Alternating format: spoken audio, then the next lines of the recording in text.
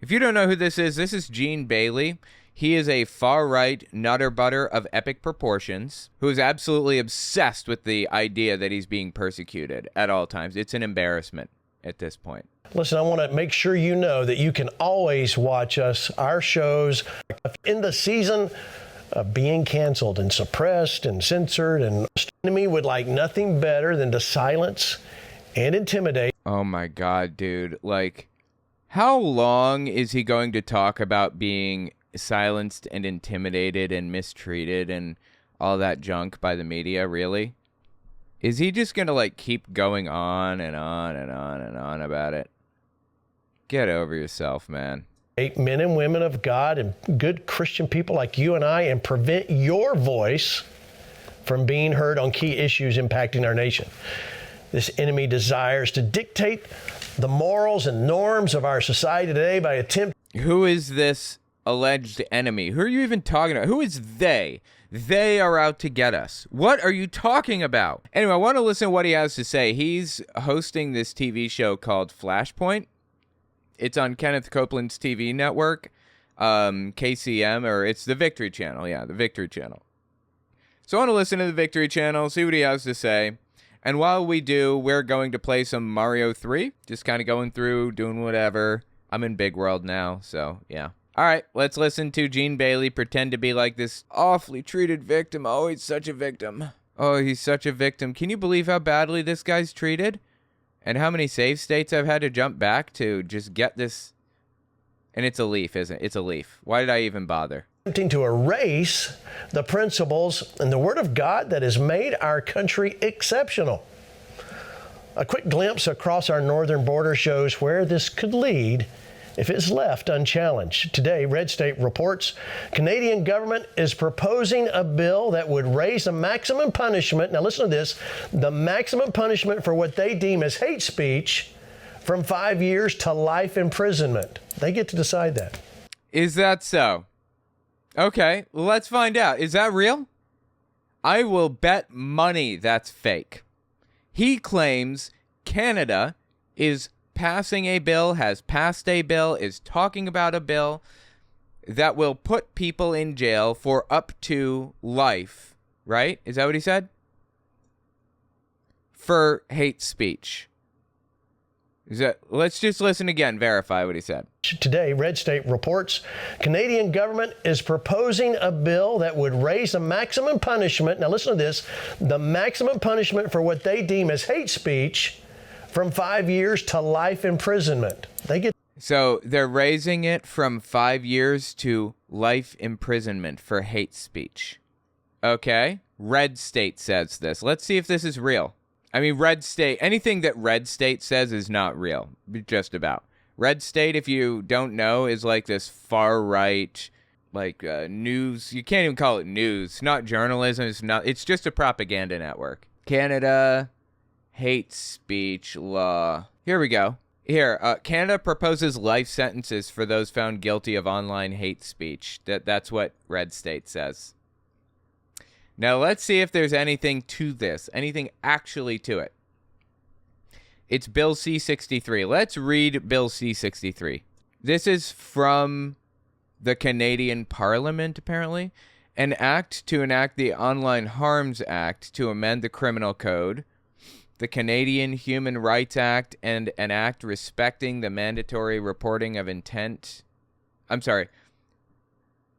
An act respecting the mandatory reporting of internet CP, like child mistreatment images and videos, by persons who provide an internet service, and to make consequential and related amendments to other acts. That's what this is. That is what this bill is. This is an anti-CP bill. Bill C-63, called the Online Harms Act. It's basically a bill that forces, from what I can understand, I could be misunderstanding, so don't take my word for it. It looks like it's a bill that forces, Suddenlink or Spectrum or Charter Communications or ISPs, Internet Service Providers, forces them to report when they discover CP crossing wires. That's what this bill does.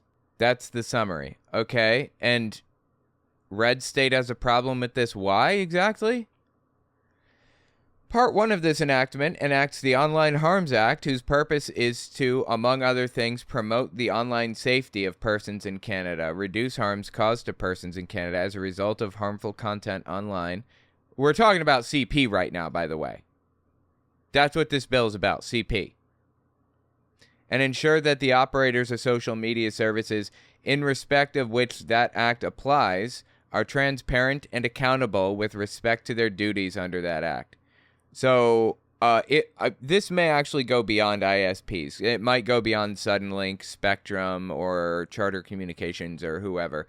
And it might go into like Twitter, Facebook, Instagram. And if there's any CP posted, this reminds me of that that tweet that Jordan Peterson sent forever ago. Anyway, if there's any CP posted, then they have to report it to the Canadian government and work with agencies on it. Jordan Peterson said, it's getting just impossible to find child smiley face. Oh, dude, I love it. It's getting harder and harder to find CP. You dumb son of a bitch. Oh, man. Okay, I'm sorry. Jordan Peterson is so stupid. All right. Anyway, that's what this act is doing. It's trying to get it's trying to get people to work with the government agency to report CP. All right, so it establishes Digital Safety Commission of Canada. So it creates the organization, like the government org that will work with these companies to decrease the amount of CP.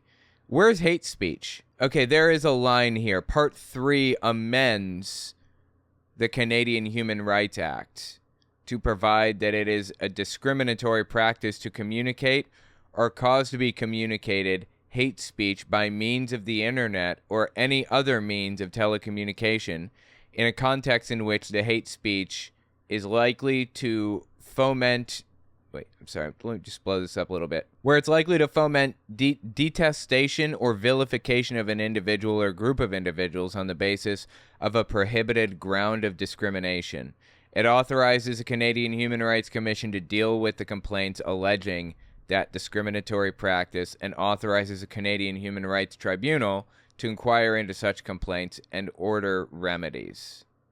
All right, so there are, Canadian law is different from U.S. law, and we have no right to comment on this because we don't understand it. I certainly don't understand it,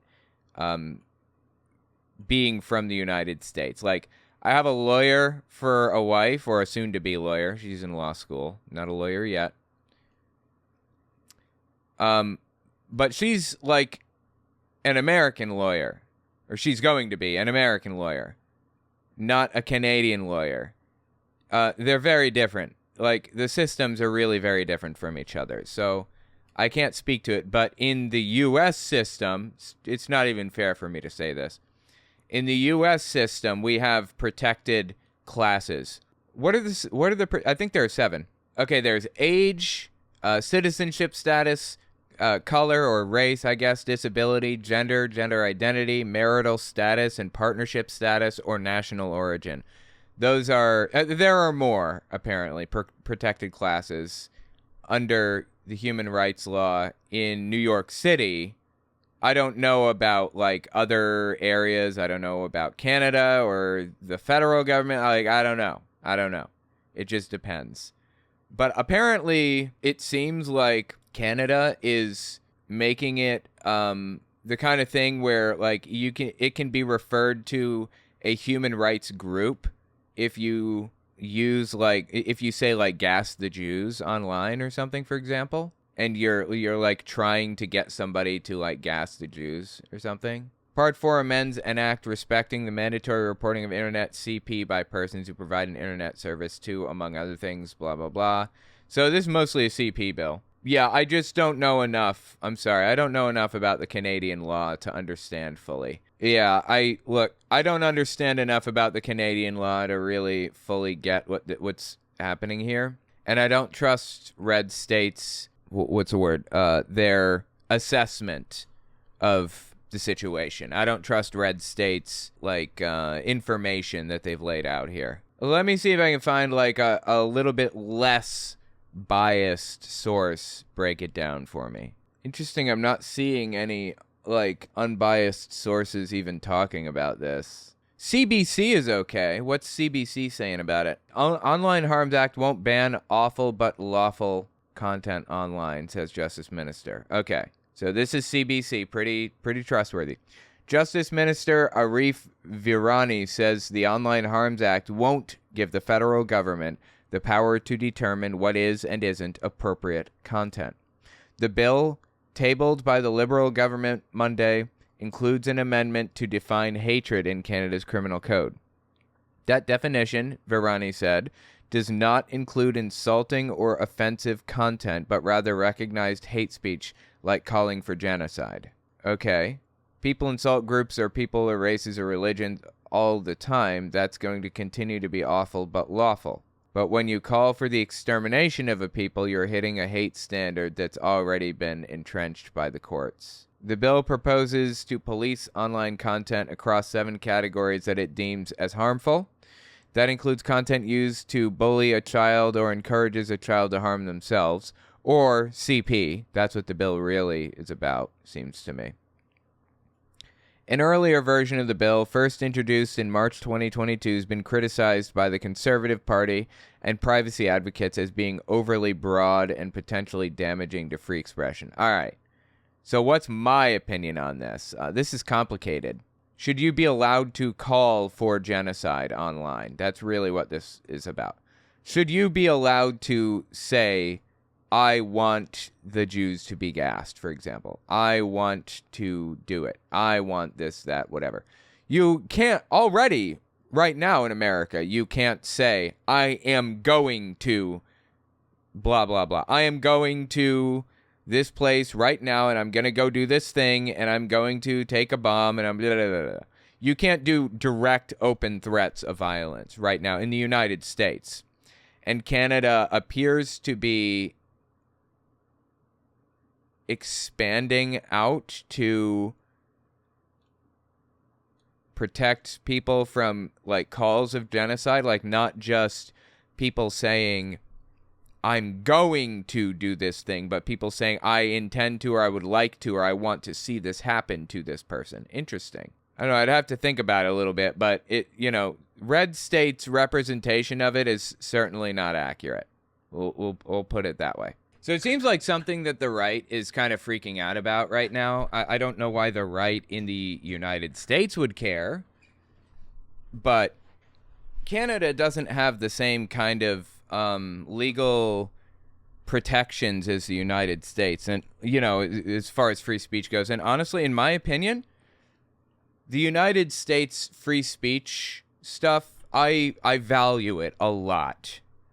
I am so glad that we have the free speech protections that we have.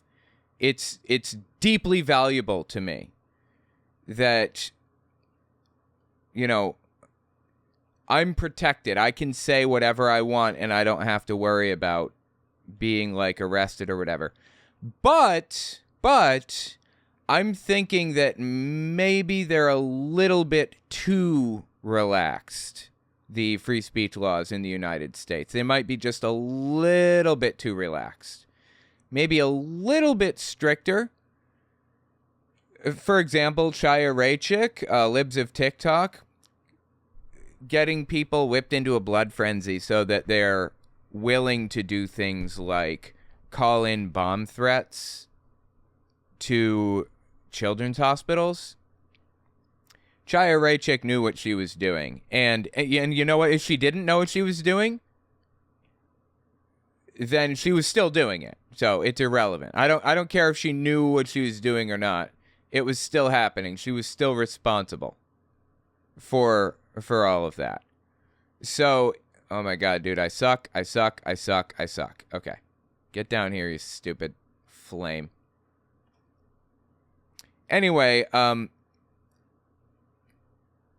think Chaya Raichik should be charged with a crime for inspiring so many people to call in bomb threats to Boston Children's Hospital, for example.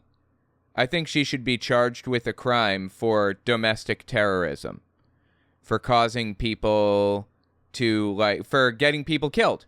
Say somebody gets stabbed in a parking lot, for example.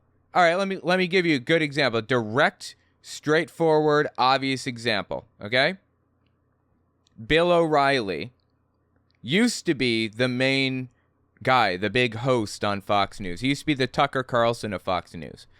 Before Bill O'Reilly, or maybe after, I don't even know. Glenn Beck was, Megyn Kelly was, Tucker Carlson, of course, was. They switched from main guy to main guy, and right now it's Jesse Waters. Anyway, Bill O'Reilly demonized a guy named Dr. Tiller.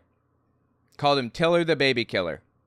He was an abortion doctor, and he had been shot multiple times. He was an abortion doctor who did abortions for like 20, 30-something years.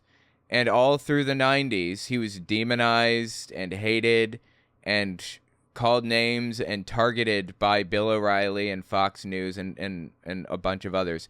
And he had been shot. Like, people had to pull bullets out of him.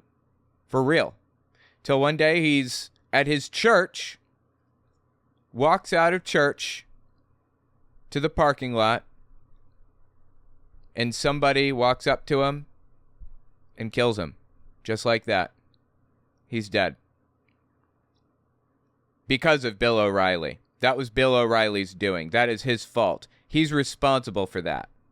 Bill O'Reilly got people whipped into a blood frenzy over what this guy was doing. Legally, by the way. That should be against the law. Bill O'Reilly should be charged with a crime for that one, in my opinion. Should not be allowed to get away with that shit.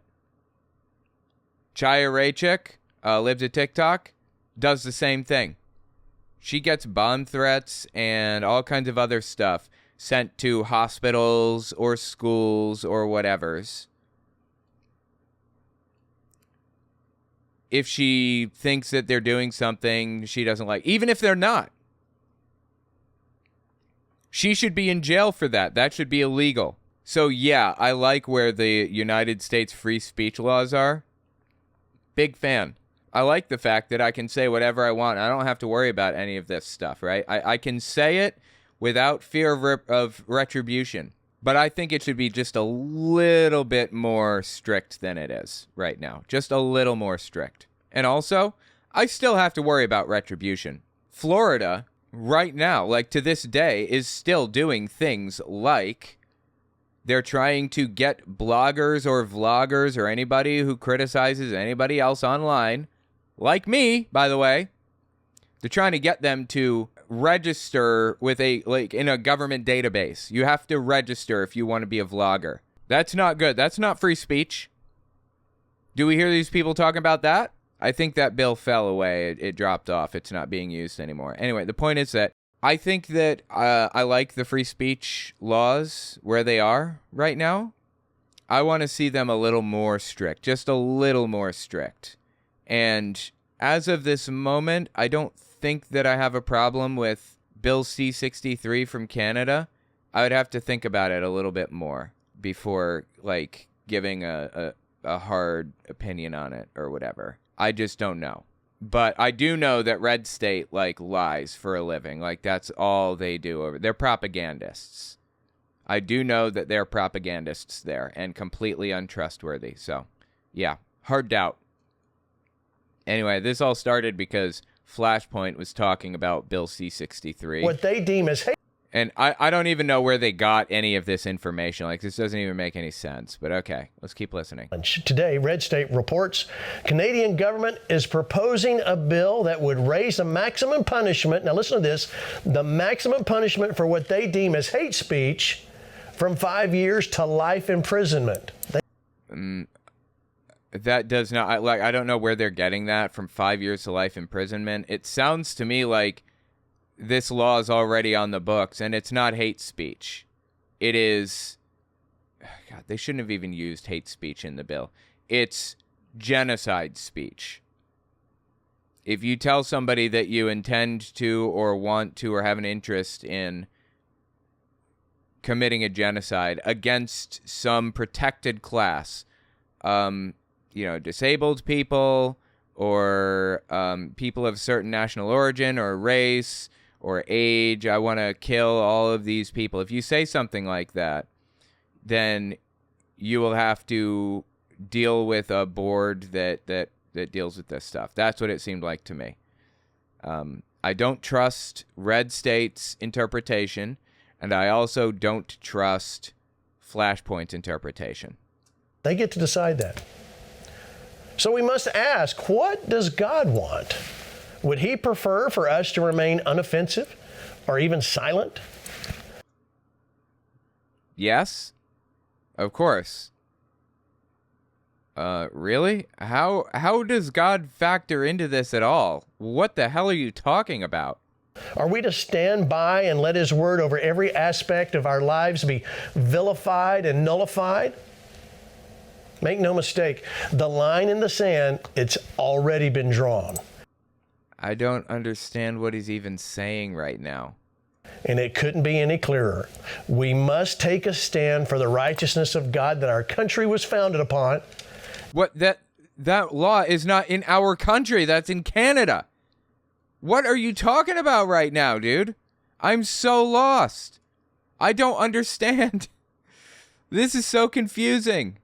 I'm sorry, man. I don't get it. What the hell are you going on about right now? I love that they think that God would be in favor of people saying whatever they want. Yeah, free speech for everybody. Since when did you get the idea? How did you get the idea that God was in favor of free speech? What? Welcome, Nericol. Glad to see you. And thank you for the bits. Vlogging does not equal gun registration. I mean, really? Yeah, I know. Phoenix Winter probably talking about me, the scary non-binary person that isn't Christian and is gay. The scariest thing to exist. Yeah, it's super scary. You're going to have to register as a deadly weapon with the government one of these days. Jesus Christ, dude. Okay, so here's a summary of my answer to what he's saying here. 1, God is not in favor of free speech. I don't know what made you think he was. 2, this is not happening in the United States. It's happening in Canada. 3, it's obviously not what he's claiming it to be. There are already laws on the books in Canada that ban people from, doing certain things.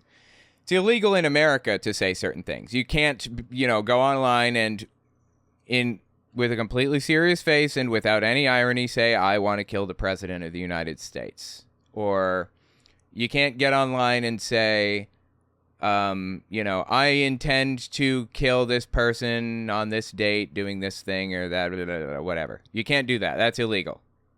There are limits to free speech. There have always been limits, and there should be. Can't yell fire in a crowded theater.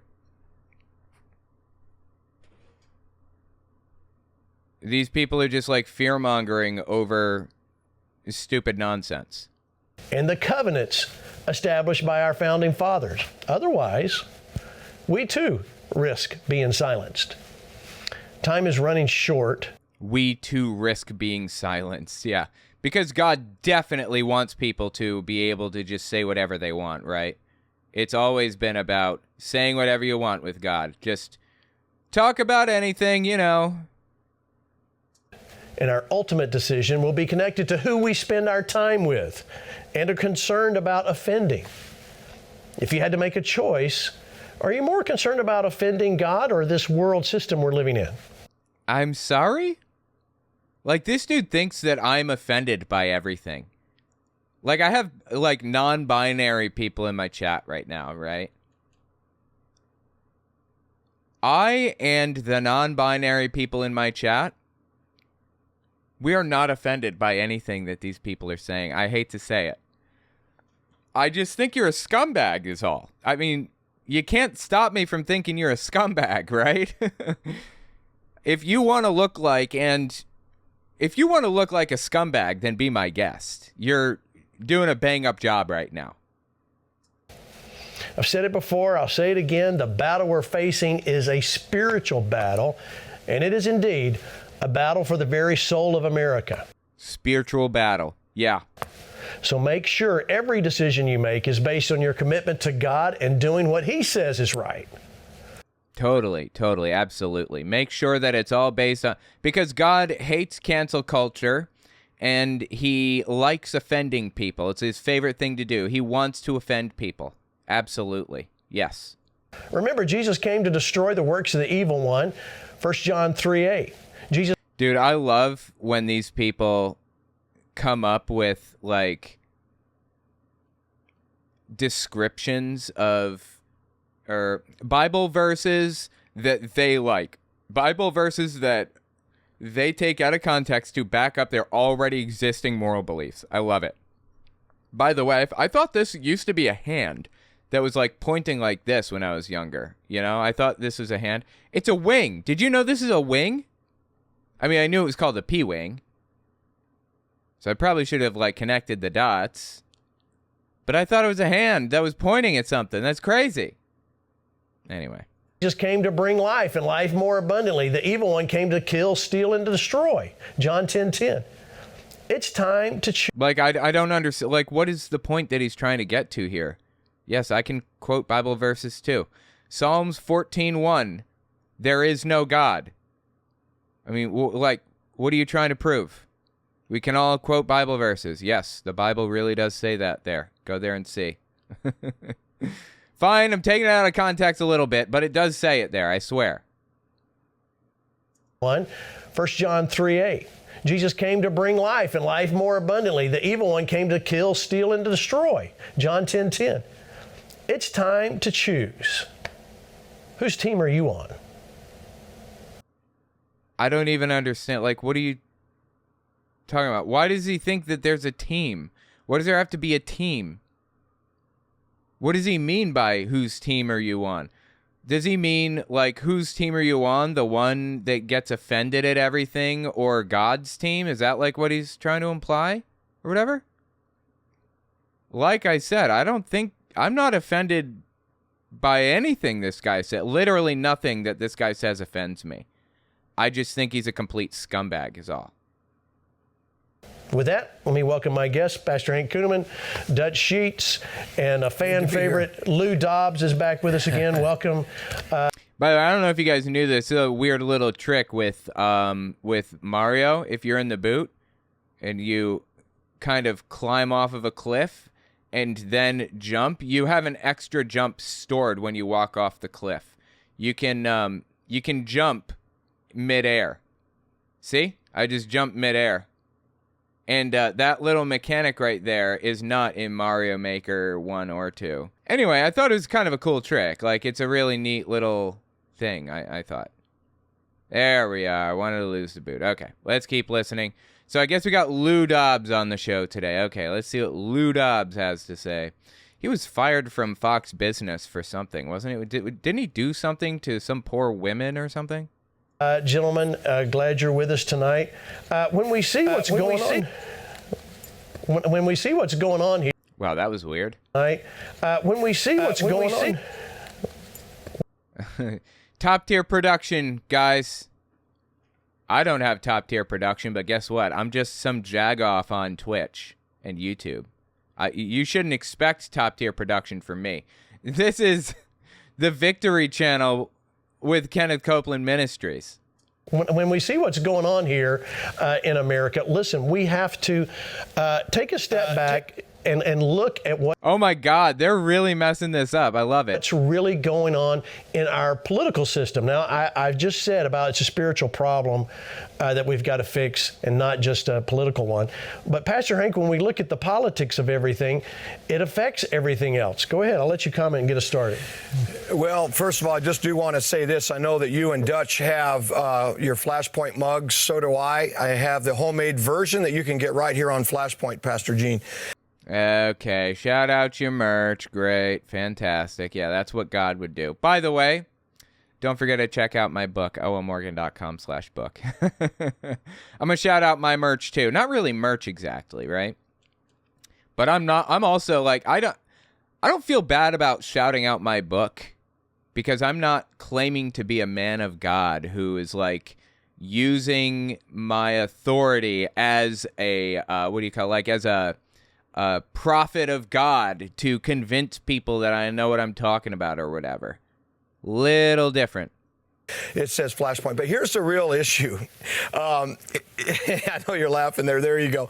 But the real issue is this. It's the reason why you hear today that pastors are avoiding being involved in politics. There's even encouragement from the pulpits telling other pastors, other leaders, hey, stay out of politics. But when you really look at what's happening in our country, Okay, I haven't heard. He's saying that there's encouragement from other pastors. Okay. I don't know if you guys saw what I just did there. I didn't mean to clip through, but in that block right there, it's a 1-up.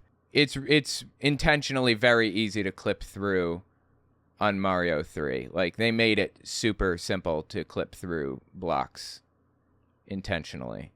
It's like they even have like in Nintendo Power, the Nintendo Power tips and tricks for Mario 3 even included like examples of clipping through blocks and stuff. So anyway, okay, so what's this supposed prophet of God saying here? Your point. We have to understand God is a jealous God, and we need to love what he loves. We need to hate what he hates, and we need to stand by the moral law that's written in every man's heart. That's Genesis 3:22. After Adam and Eve sinned, God says now he's like one of us. He'll know good and evil. And so what we have to understand, what we call political. There goes the 1-up. Like, I don't even care that much. Whatever. Goodbye, 1-up. So this guy, here's the thing. Romans 13:1 specifically and explicitly says the church should remain separate from the political system. The political system is in place there because God put them there, for better or worse. Yeah, they may persecute you. They may do bad things. They're there because God put them there. They're there because God wants them to, I don't know, teach you a lesson or to take care of you or to whatever. They're there because God wants them there. It's the bottom line. Stay out of it. That's what Romans 13:1 says. Now, we have Hank Kunneman here trying to justify completely ignoring Romans 13:1. Pretending it doesn't exist and or completely twisting it out of proportion. Okay? Now listen again. He'll know good and evil. And so what we have to understand, what we call political, is really we are dealing with moral issues right now.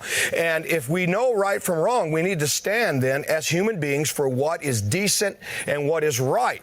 And the problem is when we shove that over to politicians and they begin to legislate it and they're immoral or they don't understand decency, then they begin to legislate evil. And well, that's the thing about it, okay? First of all, as a human being, as a person, you should be involved in politics. Absolutely.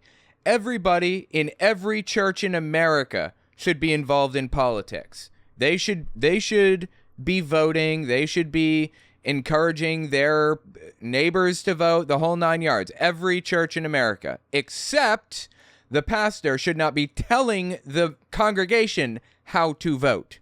That's the difference. As a citizen of the United States, you have a responsibility to be involved in the political system. As a Christian, you have a responsibility to not worry about it. So where do you draw that line?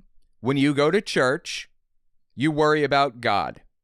The pastor should talk about God, should talk about Jesus and how he died for your sins and all the other stuff. When you leave the church, you have a responsibility to be a citizen of this country. Leave church in church, leave politics out of it. That is how it should work, in my opinion. Oops, I didn't mean to do that. Now, as far as what Hank Kunneman is saying goes, he says that, oh my God, they're trying to trick me. I don't want the damn flower. I want to keep my bear suit. As far as what, God, this game is determined to make me lose my bear suit. As far as what Hank Kunneman is saying here about, like, people legislating morality or whatever, if they don't have, like, moral backing, or if they don't have, like, a good moral grounding from the Bible, then they will legislate evil. Well, here's the thing. I want to lay this out in 2 points for you, okay? Point number 1.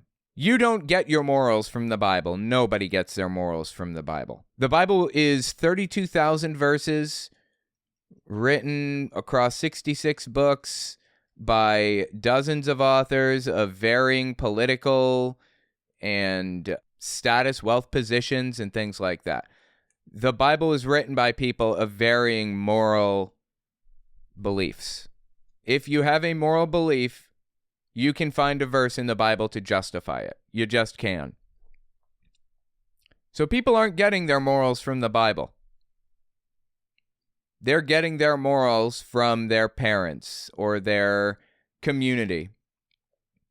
And they're building upon those morals and they're going through the Bible and finding the verses that already agree with them. That's what's happening, actually. That's how people are coming to their conclusions. That's why some people hate gay people and others like gay people. Because there are verses that show that, like, Jesus had nothing against gay people. He liked them. And there are 3 verses that show that Paul didn't like them. So if you want to find a religious belief in the Bible, you will find that religious belief. You will find that moral position. So you're not getting your moral beliefs from the Bible. You're not, first of all. Now, the second point that I wanted to make, wow, dude, that thing just sniped the holy heck out of me. Not again. Not doing it again. Anyway, the second point that I wanted to make is that government should not be legislating morality, ever. We should have a set number of goals. Constitution is our goal, or our set of goals in the United States. The 13 articles of the Constitution, one for each colony. And then 26 amendments currently? That's our goal. That's what we should strive for. People, they list our rights. We have the right to free speech. We have the right to not quarter troops in our homes, the Third Amendment. We have the right against unreasonable search and seizure, the Fourth Amendment. We have the right against self-incrimination, the Fifth Amendment. You know, it just goes down the line. I prefer the UN's Declaration of Human Rights, personally. I think that's much more comprehensive as a list of things that we should not want or should not strive for, we shouldn't do, or that we should protect people against, basically. But either way, the government is there to protect us against the people having those things violated, those rights violated. We have the right to free speech. The government's there to protect our right to free speech. They're there to protect our property rights. You know, there's a dispute. When I was younger, my parents bought a house from somebody. It was $59,000. And the person said, the neighbor said, I'll give you an additional 2 feet of land, a 2-foot strip of land for $4,000 more. So instead of $59,000, you get a $63,000 loan, and I'll give you that extra 2-foot strip. And my parents said no. Except our shed, it was a permanent fixture, the shed was. It wasn't something that was easily moved. It was like a building. It was on that extra 2 feet of land. So when the next guy bought the house next to us, he's all pissed off that our shed is on his property. Even though that's just like how it played out, you know? And he, like, I knew him from high school. He's such a shithead, that dude is. Richard, just such a I can't stand that. Anyway, that's neither here nor there. I'm sorry. He, like, comes up and starts, like, yelling at me. Like, gets right up to the property line, exactly where his property ended and mine began, and starts yelling at me and calling me names and shit when I was mowing my grass. I'm just out there mowing my grass. And my kid is out there, and I was like, all right, go inside, baby. She goes inside, and Richard just continues to stand there screaming at me and calling me a piece of shit and everything. Because my shed was 2 feet on his property, and I wouldn't let him move it. Or my dad wouldn't, actually. My dad lived there before me. My dad wouldn't let him move the shed. Or he wouldn't move the shed. He'd never discussed the issue with me since I had moved into the house, I don't know, 6 months before. But he decided to come out there and start screaming at me and acting like a fool. And so I go over to him and I'm like, all right, now what are you even yelling? Like, what do you want? And he tells me that I called his wife a bitch. And I was like, bro, I've lived in Florida for like 2 years, okay? I didn't call anybody a bitch. My dad lived here before me, and we have the same name. Maybe she's talking about him. I don't know. And he was like, all right, well, I want that shed moved. I was like, all right, I'll tell you what. If you want that shed moved, you figure out literally everything and get back to me about what's involved. Get back to me. We'll talk about it. I left for work one day, or I left to drop my kid off at school or something, and I came back. The shed was moved. As soon as I got back, he got a forklift there and hid it behind his house, waited for me to leave, lifted the shed up with the forklift, put it on logs, like slid logs under, basically, lifted it up just enough to slide the logs under, pull cinder blocks off, laid the shed on the logs, and moved the shed 2 feet over. Lifted it up with the forklift again on each side, put cinder blocks under. And now I had this much space between the shed and my outside door that I could get out of. He was such a shithead for no fucking reason. 2 feet, really? It was 2 feet. Anyway, the point behind this that I'm so laboriously getting to is that the government is there to protect property rights also. They're there to protect our civil rights. They're there to protect our free speech rights, our human rights in general. And they're there to protect property rights and stuff. That's all. That's what the government's there for. They shouldn't be legislating morality. They should have nothing to do with morality. The government should have absolutely no say on morality whatsoever. If they do, something has gone wrong. And Hank Kunneman here, he's laying out a scenario in which the government is legislating moral positions, moral things, and he's saying that it must be based on his version of the Bible, his understanding of the Bible. Because if it's not based on his version of the Bible, his understanding, then it's immoral by definition. The government doesn't have any place to legislate morality at all, period.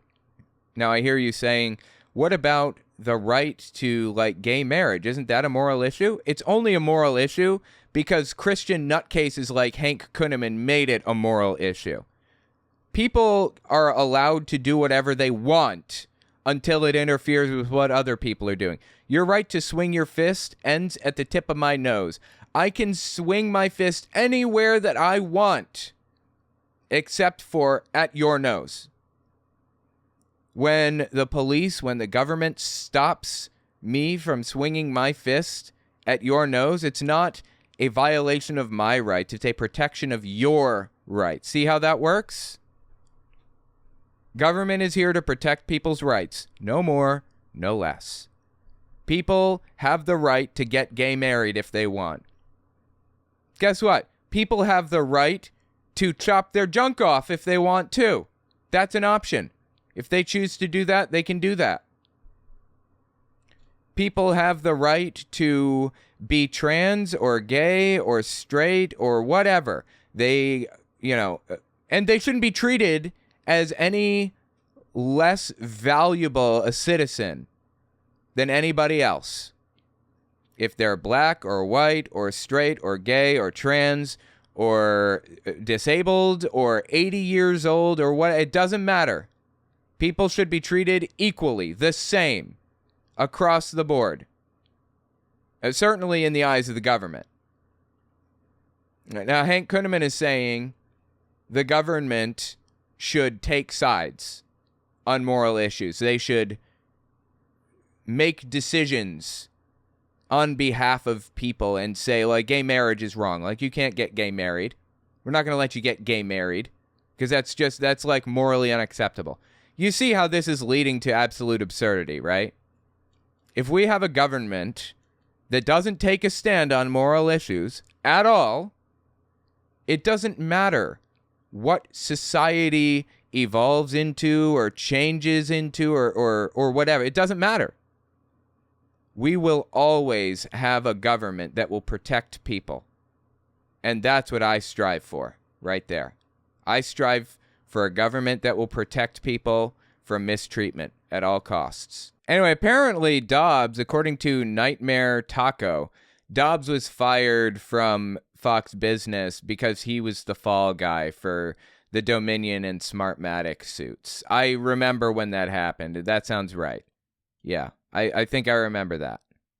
And decency, then they began to legislate evil, and they call it good, they call it normal. No, the government shouldn't be legislating morality at all.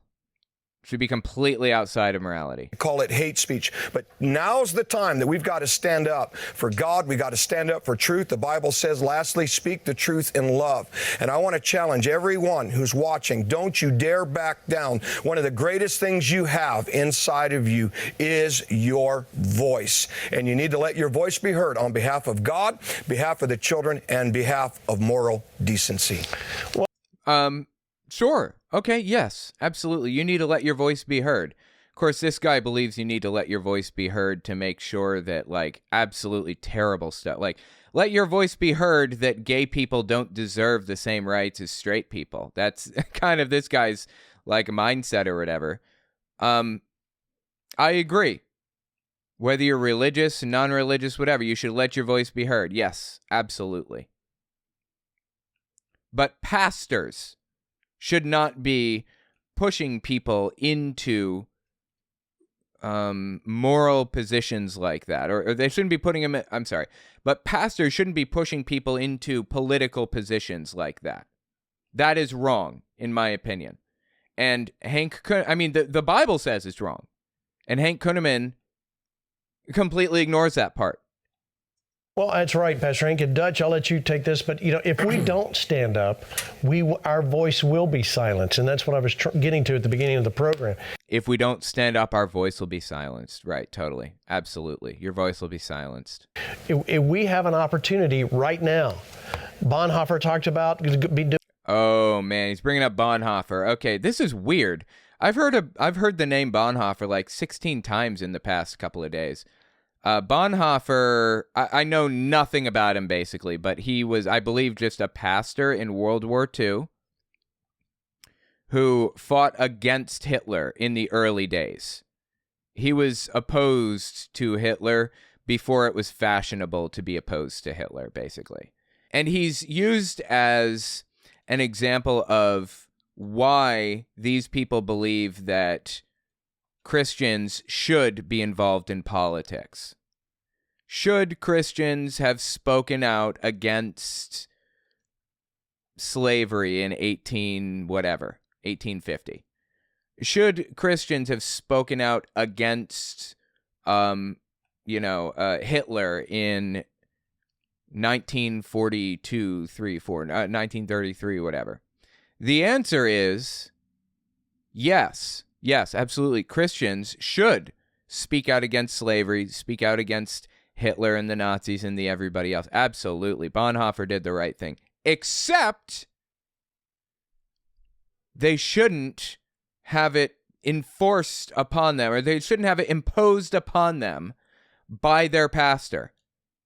Their pastor has a set of ideas, a set of beliefs that he holds, and he, in the case of these people right here, specifically, Gene Bailey and Dutch Sheets and Hank Kunneman and the churchgoers that they have at their churches, these people right here try to justify getting politically involved the same way that Bonhoeffer did, through that justification, by saying if Christians didn't speak up in World War II, it would have been worse for Jews.